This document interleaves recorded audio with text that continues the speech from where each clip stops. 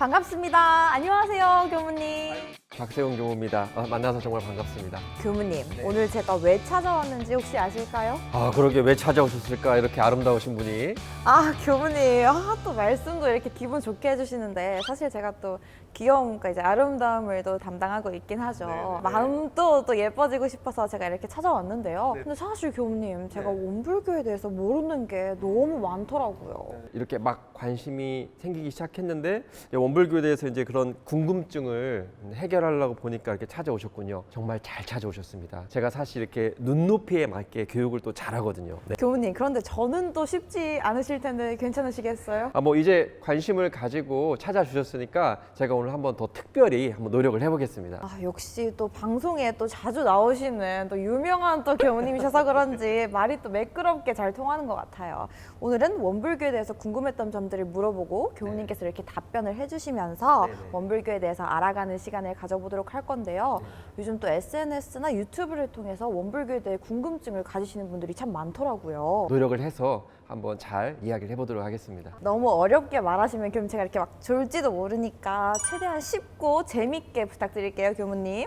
그건 조금 힘들 수가 있는데 재미없다는 소리를 좀 많이 들어가지고 다시 한번 노력을 해보겠습니다. 재밌게 할 수 있도록. 이렇게 위트 있으신데 재미가 없으시다니요. 재밌으실 것 같아요. 칭찬은 고래도 춤추게 한다고 하니까 오늘 또 우리 아름다우신 분께 칭찬을 들었으니까 제가 한번 오늘 또 춤을 한번 춰볼 수 있도록 노력해 보겠습니다. 네, 또 이렇게 잘생기시고 멋지신 저희 교무님과 함께 하니까 저도 춤추면서 같이 배워보도록 하겠습니다. 네, 좋습니다. 네. 교무님, 원불교를 알게 된 이후에 항상 궁금했던 점이 있는데요. 원불교는 도대체 뭘 믿는 종교인가요? 동그라미를 믿는 종교예요? 사실 이제 원불교를 처음 접하게 되신 분들은 아마 이 질문을 제일 많이 하는 것 같아요. 이름부터 이렇게 원불교라고 해서 원이 들어가고 또 이 동그라미가 도대체 뭐길래 교무님들이 동그라미를 향해서 뭐 인사도 하고 또 우리 원불교 어떤 관련된 건물들을 보면 대체로 이렇게 원이 이렇게 있다 보니까 그런 궁금증들을 참 많이 가지시는 것 같아요. 네. 맞아요. 이거 꼭 오징어 게임에 나오는 달고나처럼 생기기도 했고 교무님 혹시 오징어 게임은 아시죠? 네, 유명해서 알고 있습니다. 네. 교무님 혹시 베이글 좋아하시나요? 베이글은 제가 안 먹어보긴 했는데 어떻게 생겼는지는 알고 있습니다. 그럼 런던 베이글도 안 가보셨겠네요. 네, 잘 모르네요. 네. 이런 쌍이 달고나 가운데 이게 뻥 뚫린 모양일 수도 있고 또 원 모양의 달고나 모양일 수도 있는데 말씀하신 대로 이렇게 베이글이나 도넛을 닮은 것 같기도 하고요. 원불교에서는 이 동그라미를 이제 일원쌍이라고 말해요. 근데 이 일원쌍을 신앙의 대상과 수행의 표본이라고 이렇게 삼고 있는데 한마디로 이제 진리의 상징으로 우리가 믿고 의지하는 대상이면서 그 진리를 닮아가는 데 필요한 어떤 표본 이렇게 우리가 이야기를 하고 있습니다.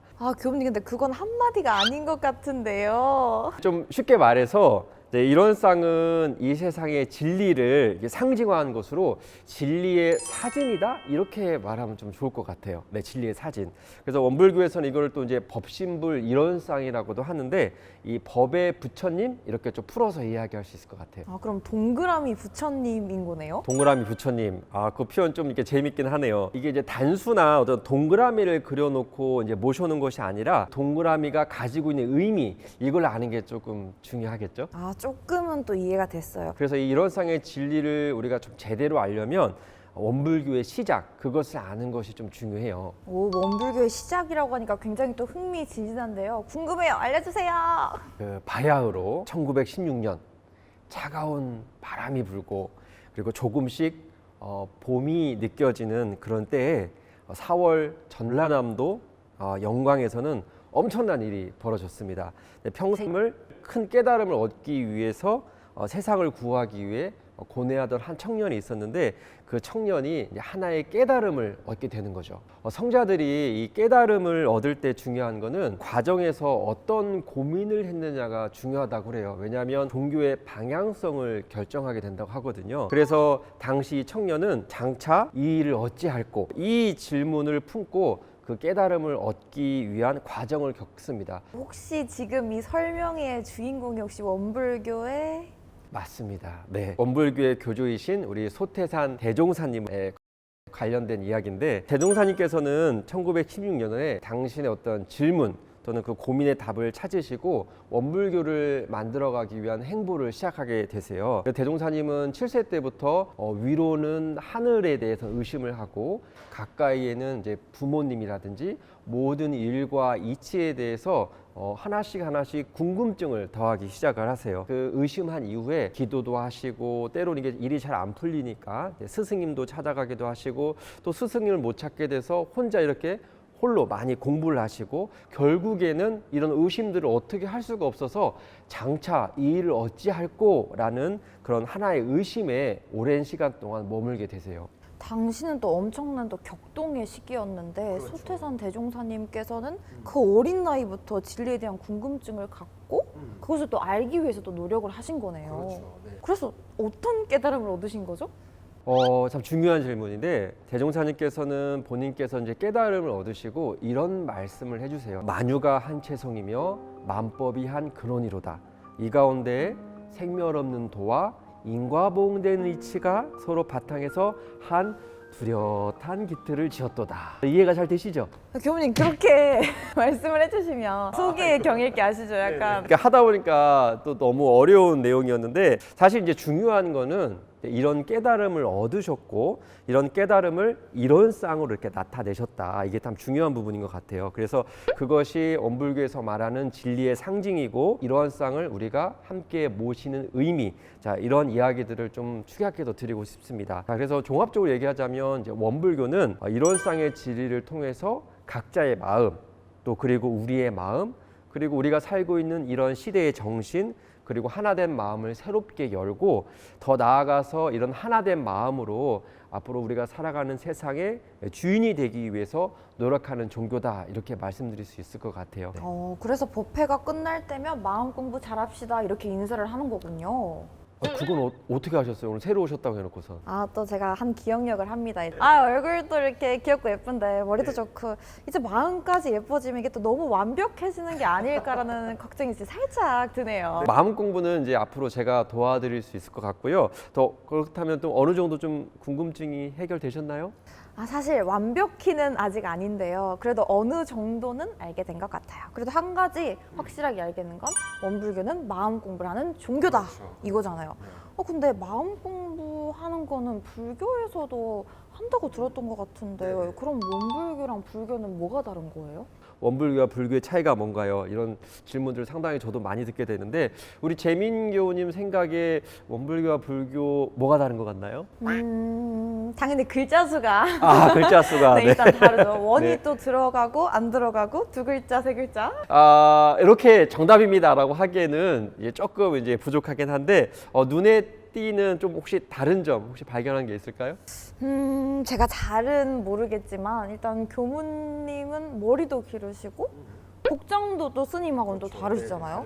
그리고 교무님은 제가 알기로는 결혼도 하실 수 있다고 들었는데 이렇게 또 생각을 해보니까 많이 다르네요. 이미 상당히 정말 많은 걸 알고 계시네요. 어디 가서 원불교 교도라고 해도 믿을 것 같은데요. 역시 제가 좀 그래서 원불교랑 불교의 마음 공부의 이제 다른 점은 뭔가요?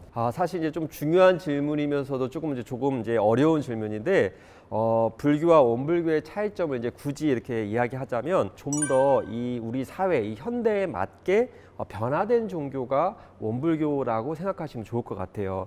흔히 이제 우리가 이제 생활 불교다라는 이야기도 많이 하게 돼요. 원불교의 교조이신 우리 소태산 대종사님께서는 깨달음을 얻으신 이후에 서가모니 부처님께 자신의 어떤 연원을 대시고 부처님의 법으로 원불교를 세우는 그 근간을 삼으셨다고 합니다. 그래서 새로운 법을 앞으로 이제 불법을 통해서 만들어 갈 거라고 말씀을 하시고 그러면서도 일상생활과 이 부처님의 가르치심이 좀 더 가까워질 수 있는 방법에 대해서 많이 고민하시고 어떻게 하면 이런 마음 공부가 또는 어떤 부처님의 말씀이 실생활에 활용될 수 있을까 이런 연구를 참 많이 하셨다고 합니다. 그래서 사람이라면 누구나 할 수 있는 마음 공부를 떠올리셨고 그래서 이제 원불교에서는 그 자주 실행되는 유문념이라든지 일기 이런 것들로 이렇게 나타나게 되죠. 시대에 맞는 종교 그리고 또 생활에 맞는 종교 그리고 대중과 함께하는 종교를 포방하면서 일상생활과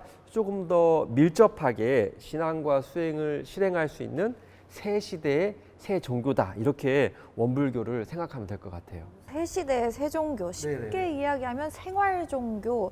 하지만 원불교적 정체성은 또 분명히 존재한다는 네. 얘기네요. 와, 또 신기하고 재밌는 이야기네요. 네. 오늘 이렇게 원불교가 궁금해서 새롭게 오셨는데 상당히 중요한 질문을 많이 해주셨어요. 이런 쌍, 더 동그라미가 어떤 의미인지 또는 불교와 원불교의 차이에 대해서 얘기를 해주셨는데 어떻게 오늘 좀 궁금증이 많이 해소되셨어요? 네, 사실 제가 궁금했던 게 이제 원불교에 처음 오신 저 같은 교도님이시면 많이 궁금해하실 질문이실 것 같은데요.